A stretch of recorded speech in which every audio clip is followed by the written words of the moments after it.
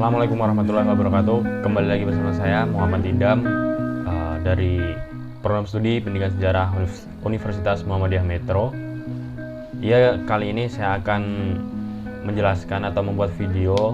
Video ini adalah tugas dari salah satu mata kuliah, yaitu Sejarah Afrika. Saya akan menjelaskan khususnya ini di Maroko. Baik, langsung saja kita simak videonya.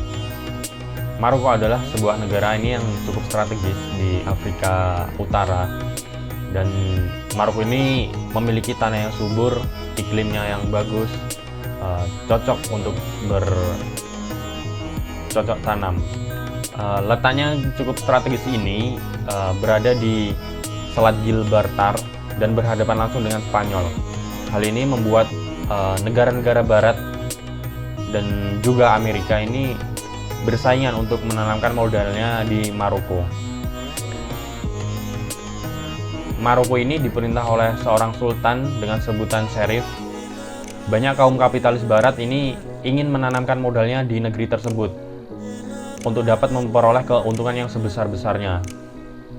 Maka negara-negara barat bersaingan dalam menanamkan modalnya di Maroko, seperti Spanyol, Inggris, Italia, dan juga Prancis.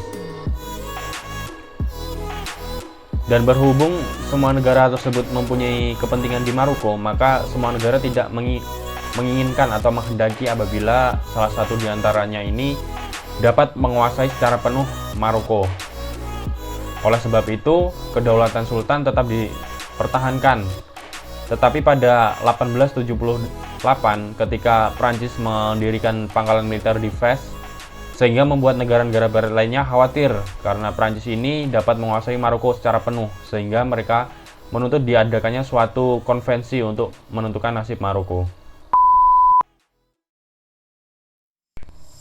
Yang pertama itu adalah krisis Maroko yang pertama ini, juga dikenal sebagai krisis Tangier, adalah suatu krisis internasional atas status internasional Maroko.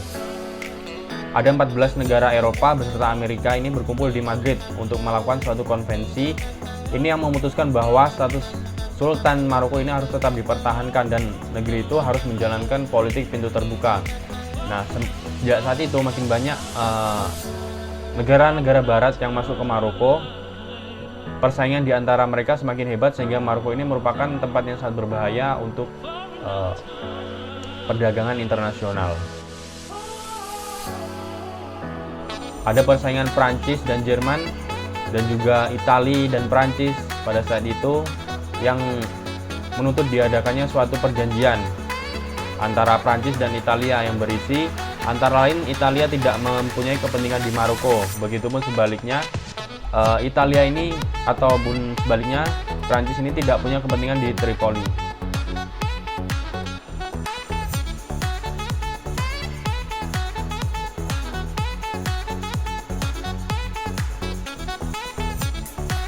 Dan juga ada perjanjian Algeciras. Perjanjian ini dipergunakan Jerman untuk menghina Prancis, mematahkan dual alliance dan menunjukkan kepada Inggris bahwa ia salah dalam memilih sahabat.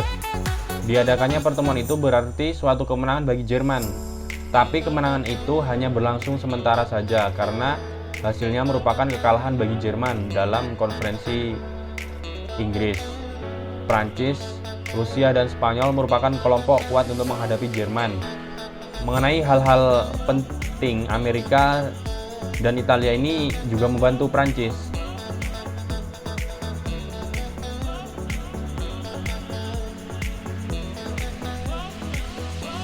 Dan konferensi itu memutuskan bahwa tetap status sultannya tetap diakui, dan juga kepolisian Bank Nasional berada di bawah pengawasan internasional. Prinsip politik pintu terbuka bagi semua bangsa tetap berlaku. Perancis diberi kebebasan menjalankan peaceful penetration di Maroko. Daerah pantai utara ini diserahkan kepada Spanyol. Dengan demikian, Jerman mengalami kekalahan diplomatik di Algeciras. Kemenangan Jerman dalam perjuangan tersebut dapat disebut kemenangan yang sementara. Sebaliknya, Inggris adalah pemenang dalam perjuangan sesungguhnya itu.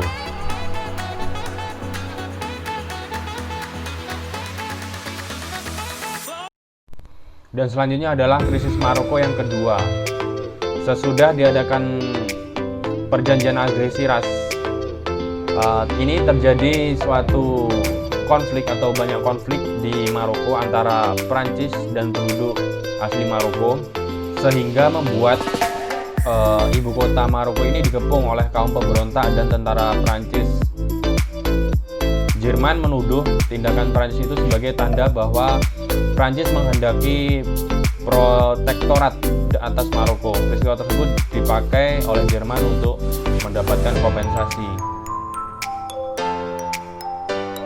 Dan terjadilah krisis Maroko yang kedua. Persiapan perang secara mendalam telah dilakukan oleh Inggris, Prancis maupun Jerman. Kemudian keadaan yang penting itu dapat diatasi dengan mengadakan perjanjian yang berisi Jerman harus meninggalkan Agadir dan mengakui Prancis terhadap Maroko. Sebagai kompensasi, Prancis memberi bagian barat laut Kongo kepada Jepang. Sejak saat itu, Prancis memperoleh daerah yang sangat luas di Afrika Utara. Krisis Maroko kedua ini berakhir, akibatnya hubungan antara Inggris dan Jerman ini menjadi sangat buruk. Ada orang-orang Jerman yang mengakui Inggris lah musuh sebenarnya, tetapi sedikit demi sedikit ketegangan ini dapat dikurangi.